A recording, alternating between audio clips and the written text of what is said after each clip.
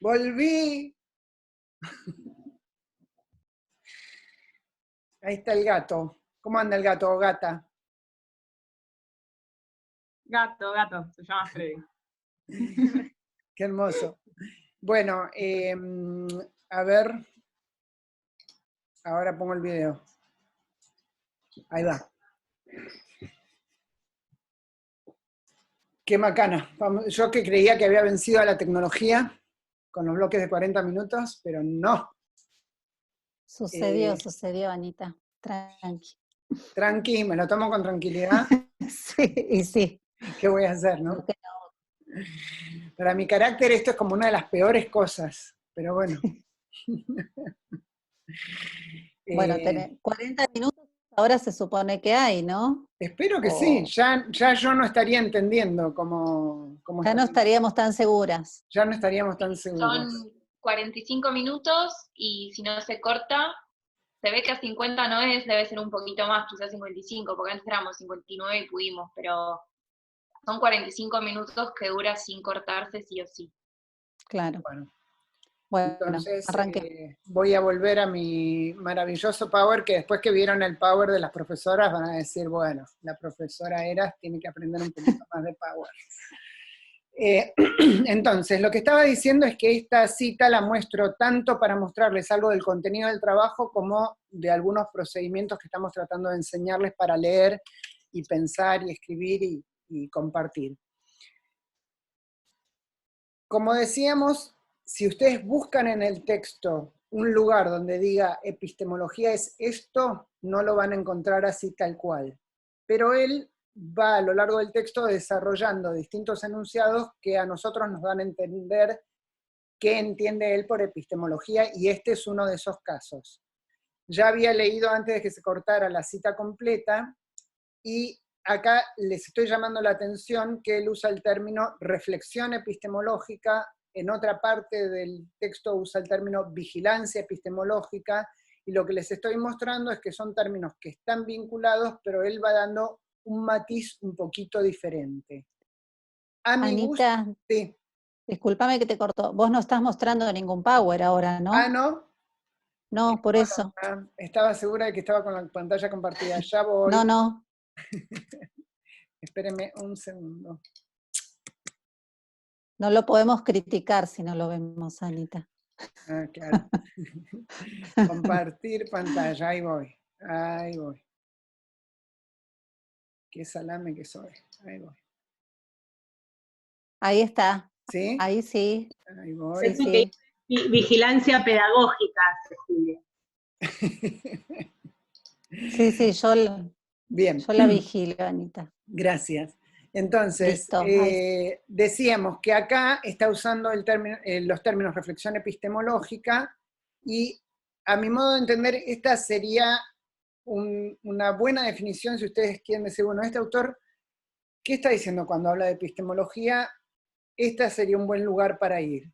Lo que es interesante es que acá el mismo autor hace lo que a veces se llama un guiño textual. Un guiño textual, vieron que guiñar el ojo es como dar una seña de que hay otra cosa, de que está pasando algo. Bueno, un guiño puede querer decir muchas cosas, pero ahora lo vamos a tomar que guiñar el ojo quiere decir como darle una señal de estar atento o atenta a algo. En este caso, el autor hace un guiño textual cuando dice, como se ha señalado en el primer acápite de este artículo. Es decir, ahí está diciendo, acuérdense de que yo ya hablé de esto, y acá lo estoy repitiendo.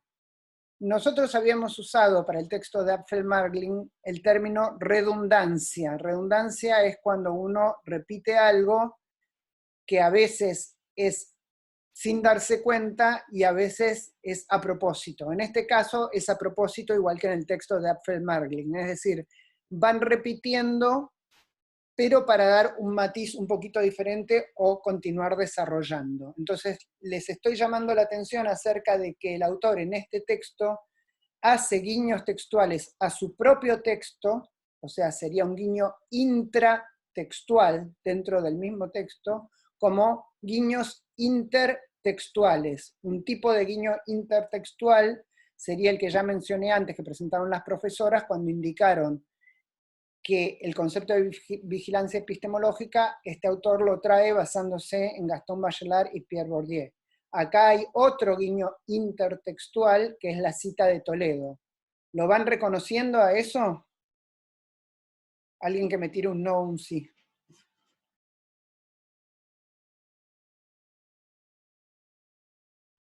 Bueno, sigo porque alguien puso algo en el chat, creo, pero bueno. Sigo entonces. El autor después pasa a explicar que podemos pensar en las competencias, en el sentido que lo definimos más temprano, como en al menos 3 dimensiones: cognitivas, procedimentales y actitudinales. Y lo que me interesa acá que ustedes presten atención es que este marco que él presenta es parecido a lo que ya vinimos usando nosotras en la materia, es decir, nosotras les estamos proponiendo que ustedes traten de comprender, analizar, relacionar, sintetizar, a la vez que les estamos brindando elementos para tomar decisiones, para saber cómo y qué hacer, y a la vez les estamos proponiendo que permanentemente tengan una reflexión sobre aspectos de su voluntad, o de su deseo, de sus ganas, y aspectos éticos. Entonces, esta sería otra manera de pensar en lo que nosotros ya vinimos haciendo, nosotras ya vinimos haciendo. Y después el autor pasa a enumerar tipos distintos de pensamiento que va a describir en bastante detalle. Acá puse una lista de cómo están presentados en el texto, y después si llegamos, según la hora y según otras cosas que quiero hacer, vamos a ir viendo otras formas posibles de armar esta cajita de herramientas que presenta con los tipos de pensamientos. Perdón.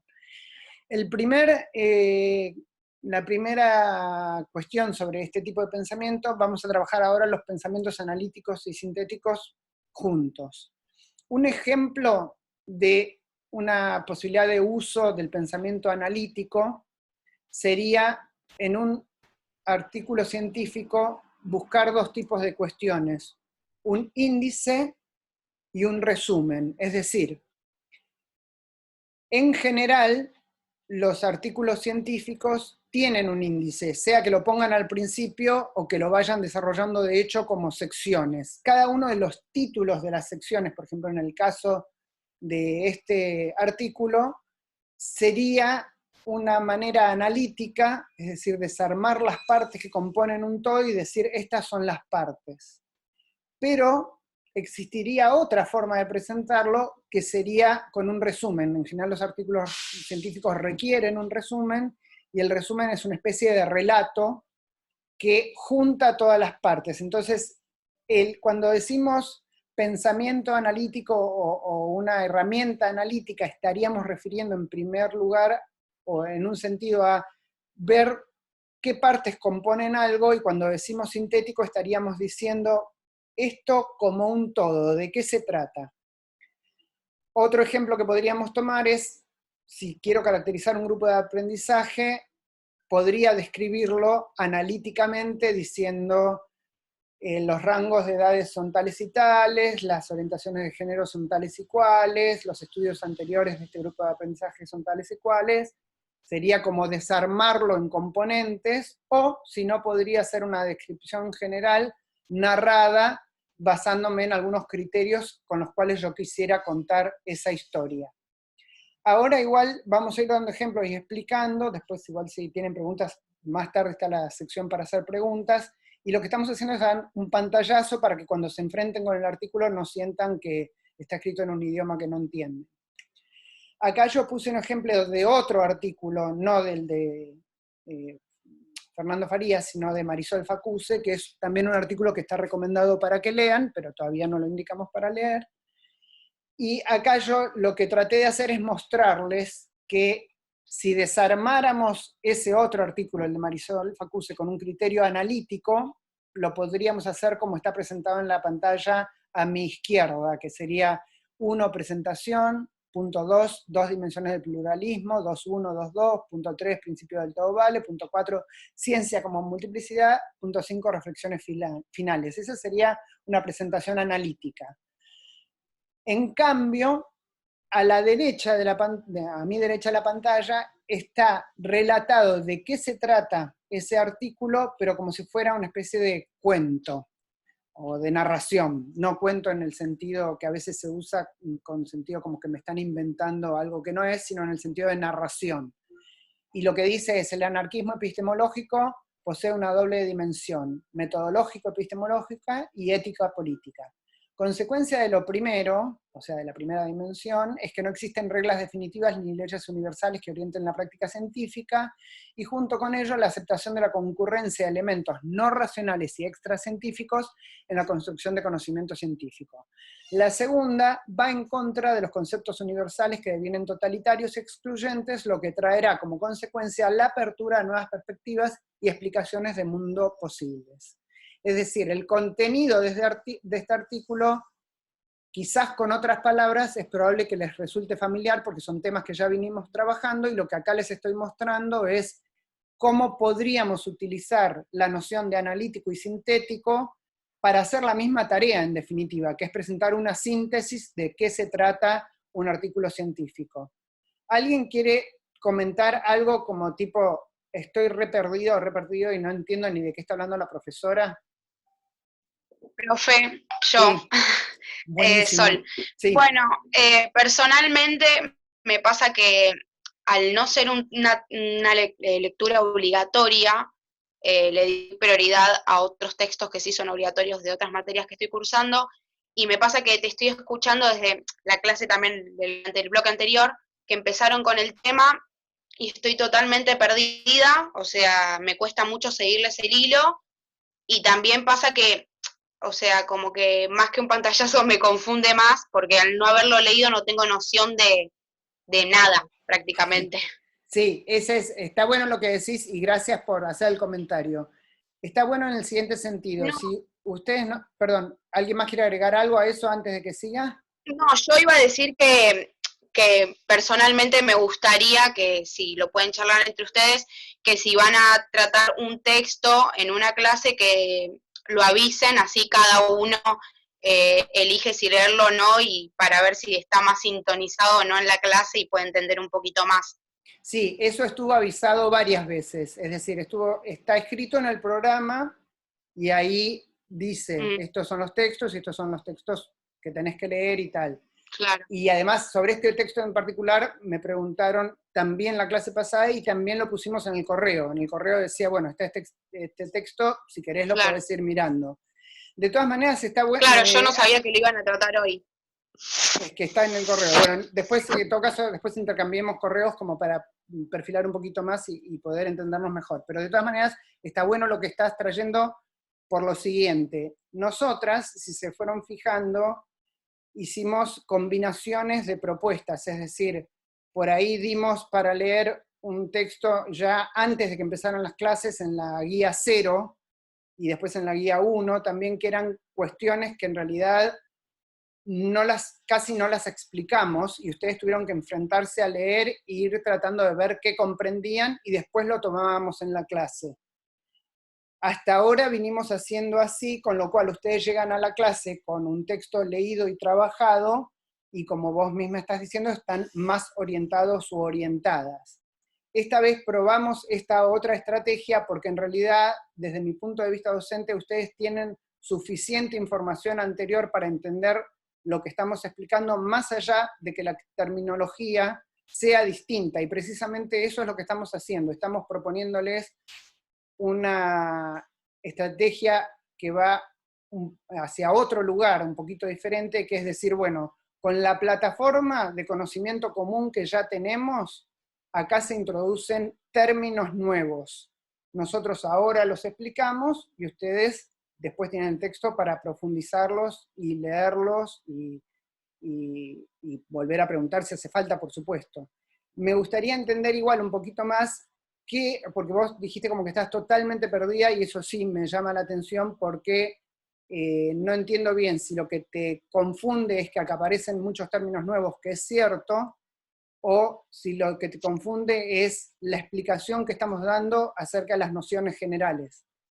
No, lo que pasa es que, bueno, al aparecer términos nuevos, como que me cuesta entender un poco de lo que están hablando, y cuando se refieren al texto del autor, también, porque como que al no darle ningún pantallazo, ninguna vista, como que me cuesta entender bien a qué va, de qué se trata, como no leí ni siquiera una introducción del texto, me cuesta como comprender y seguir el hilo. O sea, debes estar explicando bien, pero al no haber leído el texto no. Sí, no se trata de si explico bien o mal. Estamos probando otra estrategia y yo soy consciente de eso, así que está bueno. Vamos entonces a ir un poquito para atrás.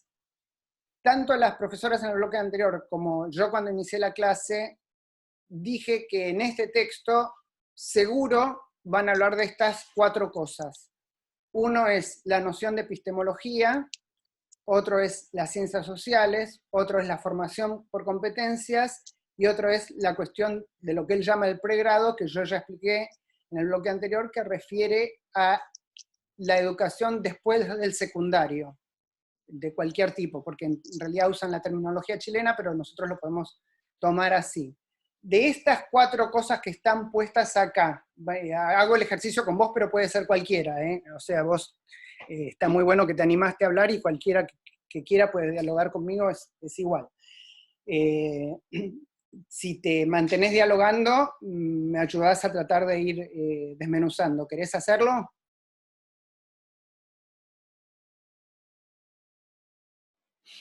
Sí, sí. Fenómeno. Entonces, de estas 4 cuestiones que aparecen acá, ¿cuáles de estas te resultan completamente ajenas y no entendés nada, que decís, no sé ni de qué me habla? Me da vergüenza decirlo, pero hoy todas. O sea, yo me no sumo, sabes... si te parece, profe, como para... Dale, porque dale. por ahí a todos les está pasando. En mi caso, la epistemología, ciencias sociales y pregrado lo entiendo. Creo que la formación por competencias es la que me resulta como más ajena a lo que yo por ahí puedo interpretar sin saber, digo. Sí, perfecto. Entonces, Sol, que vos habías hablado antes, el tema de epistemología y ciencias sociales, la verdad que son 2 conceptos que venimos manejando desde que empezó la cursada. Entonces, en caso de que verdaderamente estés muy a oscuras con esto, sí te sugiero que después me pases un correo para ir revisando, porque justamente una cuestión que nosotros ya de inicio dimos un primer ejercicio con una definición de un autor clásico, que es un filósofo que se llamaba Ferrater Mora, y en ese caso nosotros habíamos partido de decir, bueno, vamos a tomar lo que dice este autor diciendo que epistemología son tanto teorías sobre el conocimiento como formas de conocer. Él daba más o menos esa definición general, aunque en ese párrafo corto que nosotros analizamos de él, iba explicando cómo el término en sí mismo había ido cambiando a lo largo de la historia y daba algunas pistas de por qué había cambiado. Sol, ¿eso vos te lo acordás ahora que yo lo digo? Sí. ¿O No había entendido tu pregunta. Si vos me preguntás, referido a las clases pasadas, lo que hablamos de nociones de epistemología y ciencias sociales, yo entiendo, pero si vos me preguntás especialmente hoy, no, porque me costó como seguir el hilo. Claro, lo que pasa es que creo que te estás poniendo una exigencia que es más de lo que estamos pretendiendo hoy, que Puede ser. Que es que escuchen algo nuevo que no conocían y que sabemos que trae términos que hasta ahora no habíamos usado. Anita, entonces, sí. Lo que yo les estaba diciendo a algunos de los chicos que están en el chat planteando algo similar a lo que plantea Sol, es que tomen todas estas explicaciones y el Power también como una guía de lectura, principalmente para la mayoría que no leyó el texto de Farías, y que a partir de eso lean el texto, que anoten dudas o consultas que puedan llegar a hacer, pero que tomen más que nada esto como una guía de lectura, para una guía de lectura posterior en la semana. Esto además me encanta, que en el buen sentido lo digo, que haya pasado, porque en general es bastante más corriente que en la enseñanza se dé por muchas claves de lectura primero y después se mande a leer el texto. Nosotras hasta ahora veníamos usando una metodología un poquito distinta, y es interesante para mí que ustedes claramente distinguieron que cambiamos la metodología en este caso, con lo cual se ve que se habían venido, digamos, acostumbrando en un buen sentido de hacer esa gimnasia de una lectura muy, muy detallada, y ahora cuando de repente queremos traer algo que todavía ustedes no vieron, les produce la ansiedad lógica de decir no lo entiendo porque no lo conozco.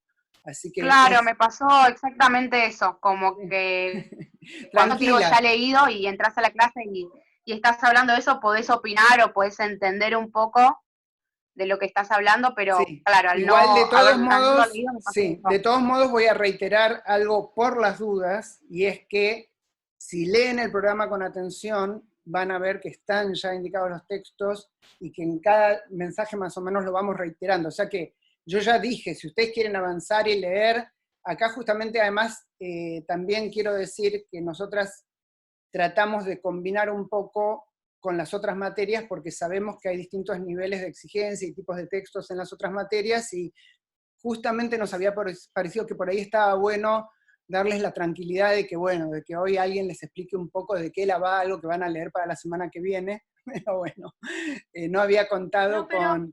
Tal vez no quiere decir que esté mal la idea. No. Como que sí. de entrada nos chocó que nos pase esto, entonces capaz tengo que hacer como de nuevo esa gimnasia que vos decís de acostumbrarnos a este tipo y... En realidad, sí, nuestra propuesta de la cátedra justamente es tratar de que no se acostumbren a ningún tipo de, es decir, que tratemos de ir teniendo la flexibilidad suficiente para ir navegando distintas alternativas. Y sí, somos conscientes de que es un desafío distinto. Lo que sí igual es cierto, está bueno que... Personalmente no creo que esté mal, al contrario, pero bueno, nada, está bueno que también se dé este espacio para expresar lo que me pasó a mí. Obvio. Sí, obvio, y obviamente. que ustedes lo escuchen, así y que gracias. Tampoco sos la única, Sol, porque hay otros que también quizás estaban en la misma que vos, pero no se animaron a decirlo, ni antes cuando hablaron las compañeras, las profes, y bueno, está bueno también porque ponemos sobre la mesa lo que nos está pasando con las lecturas, ¿no? Y está bien. Gracias. Buenísimo. Gracias. Y la otra cosa que sí saco como una primera conclusión que me parece muy interesante, es algo que alguien dijo recién, que creo que fuiste vos, Sol, que es el hecho de tener la lectura hecha previamente, sea que me la den o no como obligatoria, porque también pasó que hubo lecturas que no dimos como obligatoria y la gente las lee igual, pero lo que voy a rescatar ahora es, lo voy a traducir a otras palabras. Esto que voy a decir no es lo que vos dijiste, pero lo voy a traducir a algo que pensé yo, que es democratiza la participación. Es decir, si yo tengo leído antes el texto, tuve tiempo de digerirlo, tuve tiempo de inclusive reírme con mis compañeros y compañeras de, qué sé yo, de las cosas que no entendí, del delirio del texto, ahora estoy diciendo cualquier cosa, si eso pasó antes, cuando voy a encontrarme con otras personas, en este caso este grupo de aprendizaje, tengo elementos para participar de una manera que si estoy medio a ciegas no los tengo. Eso yo lo llamo democratizar el aprendizaje, así que también me parece bueno que estemos dando esta reflexión. Me parece bueno además porque es un hecho real, porque vieron que a veces uno explica dando ejemplos de otra cosa que no vivió, y esto está muy bueno. ¿Quién está por ahí hablando? ¿Hay alguien? Yo quería decir, Santiago. Sí, que continuando con lo que decía Sol, es una realidad que nosotros por ahí tenemos conocimiento de los textos que tenemos que leer, pero hablando desde mi punto de vista, y yo creo que alguno o alguna compañera también lo va a compartir, es una realidad que nos atraviesan un millón de cosas durante la semana, y por ahí nosotros entendemos que el texto es sugerido para leer, pero me centro en el texto, por ejemplo, el de Federica, para realizar la guía número 3 y entregarla y estar al día y no atrasarme, y por ahí me pongo a leer otro texto de historia o de filosofía, y como que pasa a un segundo plano los recomendados, que sí están en los mails, sí los vimos en el programa. O sea, a eso iba Sol, no a que no nos llegaron los textos. Sí, entiendo, y sí, es una realidad. Y con el equipo de apoyo anterior habíamos hablado un poco en broma y un poco en serio, yo en realidad lo digo muy en serio, pero bueno, que a veces es muy importante ir desafiando el mismo lenguaje que usamos, porque el término obligatorio o requerido o sugerido, todos esos términos tienen ciertas connotaciones de lo que quieren decir por sí mismos y de lo que van queriendo decir en la cultura del estudio. Como vos decís, y yo también... Comparto que es ¿sí? horrible llegar al término de decir un texto obligatorio y si no, no se lee, pero... No, por eso. Entonces, varios aprendizajes que estamos perfilando juntos ahora son, uno, que está bueno que sigamos pensando en los términos que usamos las profesoras para comunicarnos y ustedes para comunicarse con nosotras. Otro, que está bueno ir revisando esos preconceptos que tenemos de lo obligatorio, lo no obligatorio, e ir pensando un poco cómo hago. Lo tercero también es que para mí también está bueno relajarse y escuchar algo nuevo que es distinto y que no hace falta que ahora entienda todo. Además, varios de ustedes dicen, yo necesito leer los textos más de una vez, me sumo a ese club. Yo soy del club que leo y releo y releo y releo, tanto porque a veces quizás no comprendía la primera lectura, y segundo porque me gusta mucho releer, porque cada vez que releo, como yo soy otra persona, entiendo otra cosa o veo otra cosa, entonces todas esas cuestiones me parece que son buenos aprendizajes como grupo de trabajo, y me parece buenísimo que se esté dando esta charla. Entonces, sigamos teniéndolo en el horizonte a esto que estamos compartiendo, sin darle necesariamente ahora una definición. Y les quiero aclarar que yo no me siento para nada atacada con lo que están diciendo, ni lo siento como una crítica destructiva, ni nada, ¿no? De eso no se tienen que preocupar. Estamos pensando juntos, así que estamos también nosotras como equipo pedagógico reflexionando sobre las pedagogías que usamos, y me parece que están buenas las conclusiones a las que estamos llegando. La conclusión, tomando el comentario de Sol que yo hice sobre la democratización del conocimiento, me parece algo importante para perfilar. Entonces, bueno, son cuestiones que están buenas y que hacen al contenido de nuestra materia entrando desde otro ángulo. ¿Me puedo decir algo? Sí, al contrario. Sí. Tengo una duda. Y súper escuchada. Fenómeno. Vicky, ¿no? ¿Quería hablar? Sí, tengo una duda, porque resulta que cuando hice la lectura, una de las tantas lecturas que hice del texto de Apfel Marklin, me encontré con la necesidad de buscar en internet un poco más de información sobre el suplantacionismo. Sí. Y yo no sé si es que solamente ingresando suplantacionismo no fue suficiente o cometí algún error en la terminología de búsqueda, pero no pude encontrar ningún otro tipo de texto que se refiriera al término, como para poder hacer un estudio específico de la palabra. Perfecto. Mira, si relees el texto mismo que nosotras... Perdón, ¿habías terminado o no? No. Dale. En realidad no. Si yo quisiera más información sobre el suplantacionismo, les escribo un email, por ejemplo, y ahí estaría... me podrían pasar ustedes algún tipo de fuente, algo que me explique un poquito más sí, la parte... Eso desde ya, por supuesto, pero también, si querés, podés ir haciendo otra cosa, que sería releer el mismo texto, porque en ese mismo texto además hay una cita al pie donde explica un poquito el origen de la palabra, y va detallando que en realidad esa es una adaptación del término que están haciendo a los fines del concepto que quiere presentar, y que también ese término tiene otros términos sinónimos. Entonces, si querés, mi primera recomendación sería que hagas ese rastreo. Si te aburre hacerlo, no te preocupes, mandame un correo, yo te hago como esa guía para otras lecturas o para la relectura de algunas partes del texto, y vamos abriendo. Como decís vos, que me parece, si se acuerdan, en el programa estaba la palabra curiosear, y este para mí sería un ejemplo de curiosear, en el sentido de ir viendo, bueno, a ver esto, ¿de dónde viene? ¿Por qué está usado este término? ¿Existen otras referencias? Que está muy bueno claro. Lo que estás planteando. Victoria, ¿vos te dicen sí, Victoria? Porque inclusive me hubiera... Vicky, o sí, Vicky en general, Vicky me dicen. Bien, porque hay dos Victorias, ¿no? Sí. Me tira la pantalla de que en 10 minutos se va a cortar. Bueno, si se corta volvemos a entrar. Perdón, te dejo terminar porque estabas desarrollando algo más. Sí, eso que sí, o sea que lo que me pasó fue eso, que no encontré ninguna otra fuente que no fuera esta autora de Perfecto. descripción. Sí, porque digamos, parte de la razón es lo que yo te dije antes, que este grupo de trabajo que es Pratec, que yo comenté en otras sesiones de trabajo, utilizan un significado, hace uso de un significado específico de la etimología. Sí. Ahora Entonces sí van produciendo, y eso es, por un lado, como una cosa, una novedad, una curiosidad, a la vez que van también tomando antecedentes que otros autores o autoras lo llamaron un poquito de otra manera y tal, y eso te puedo guiar en las lecturas, no hay problema. Buenísimo. Bueno. Genial, gracias. No, de nada.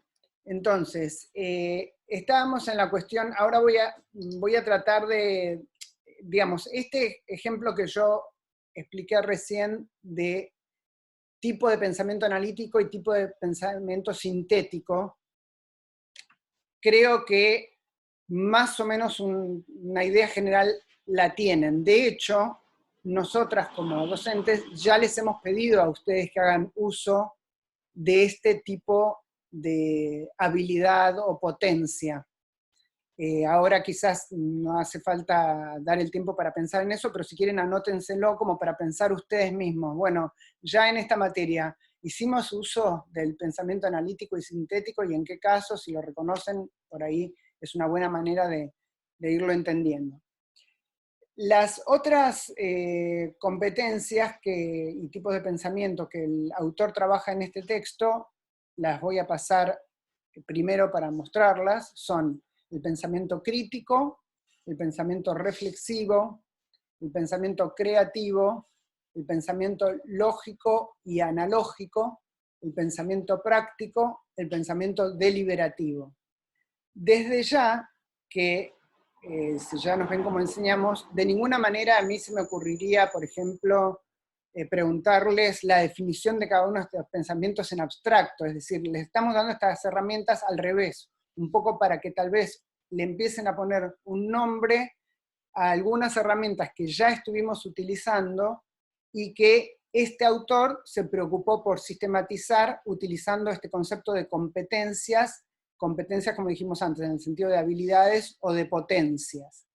Yo creo que si pasamos de nuevo rápido, sé que estoy mareándolos porque voy para atrás y para adelante, pero pueden identificar que en esta materia estamos trabajando de pensar con el pensamiento crítico, llamando pensamiento crítico a pensar cómo se piensa y cómo se hace, aunque parece un trabalenguas, un poquito la idea es desafiar lo obvio.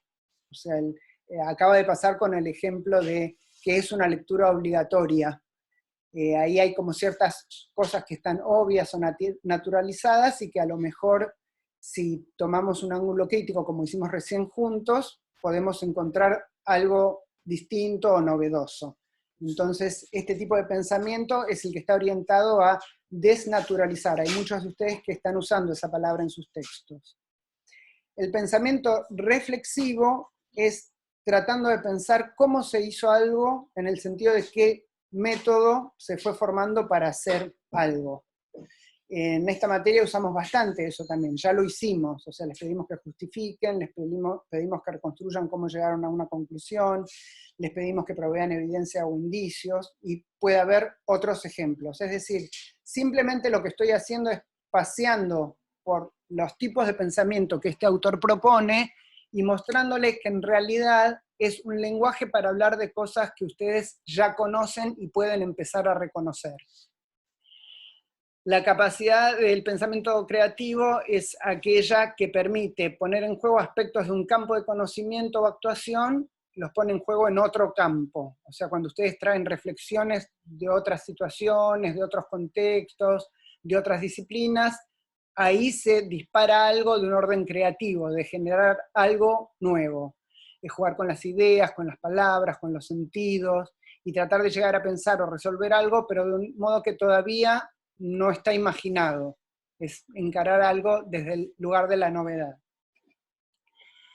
Pensamiento lógico y analógico también lo estuvimos usando, y el pensamiento lógico podríamos organizarlo en principio en dos grandes vías. Una es el que produce por inducción, ahora voy a explicar de qué se trata, y el otro es el que produce por deducción. Cuando hablamos de inducción, nos referimos a que vemos un montón de situaciones y tratamos de ver, bueno, todas estas situaciones tienen algo en común. Ese tipo de procedimiento lógico se llama inducir. Por lo contrario, o sea, diferente de eso y casi en sus antípodas, en su opuesto, estaría el pensamiento deductivo. Formulo una afirmación y trato de ver cómo ocurre en distintas instancias. Entonces el pensamiento lógico va un poco ligado a estas dos grandes operaciones, que muchas veces además se usan las dos, ¿no es cierto?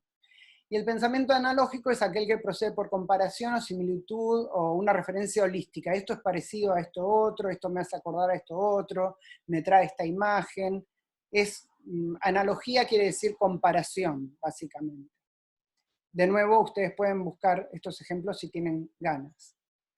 El conocimiento práctico se enfoca a pensar o a decir de qué manera puedo resolver esto que quiero hacer, y está muy ligado al hacer con lo que tengo disponible. En nuestro caso, esta materia, las prácticas que les estamos proponiendo son leer con un propósito, leer muchas veces, escribir, escritura de diferentes tipos en distintos momentos, hacer diagramas, conversar con otros. Todas esas son habilidades de tipo prácticas, es decir, si ustedes no conversan, a lo mejor no pueden llegar a conocer. Entonces, muchas veces se trae la noción de que el conocimiento se genera solamente en la cabeza de uno, de una manera, no sé, casi como si fuera uno dotado de algo especial, y en realidad lo que nos estamos dando cuenta cuando miramos las prácticas es que sin hacer esas cosas concretas, muy difícilmente, por lo menos en esta materia, podrían estar produciendo conocimiento. Conocimiento deliberativo se refiere a ponderar los distintos aspectos que surgen de una cuestión. Esto ya pasó varias veces en los encuentros que tenemos. Nosotras de la cátedra proponemos una lectura, una cuestión, y ustedes a veces preguntan o dicen, no, pero esto no sería de esta otra manera.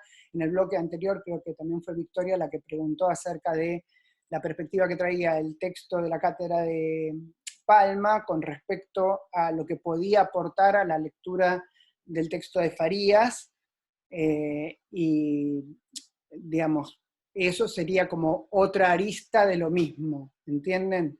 Entonces, el proceso deliberativo se centraría en pensar, bueno, ¿por qué voy a asumir esta posición y no otra posición? O a lo mejor lo que quiero es buscar integrar posiciones. Y la resolución de problemas refiere a la posibilidad de conjugar esos distintos tipos de pensamiento y elegir un cauce de acción, que no siempre es tan lineal, ¿no es cierto? Pero más o menos sería así. Yo al principio les había mostrado los tipos de pensamientos según los había organizado el autor en el artículo, y esta transparencia les mostraría otra forma de pensar sobre esas mismas formas de pensamiento, en donde lo que pusimos a la derecha, el pensamiento deliberativo y de resolución de problemas, lo que estamos proponiendo con este diagrama es que en realidad es solo posible si tenemos en cuenta casi todos los anteriores o varios de los anteriores. En ese sentido, esta es una propuesta distinta a la que está escrita en el artículo, pero la traemos como un poquito para pensar. Voy a parar un poquito acá porque quiero ver si hay preguntas o cuestiones así muy urgentes de tomar.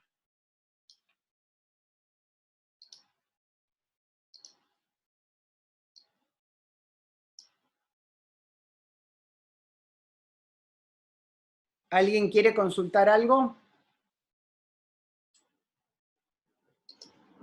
¿O decir algo? Ahí en el chat están preguntando si vas a subir el PowerPoint, pero entiendo que sí, porque en las otras clases lo subieron también, ¿no? Sí, esa es una pregunta que ya a esta altura...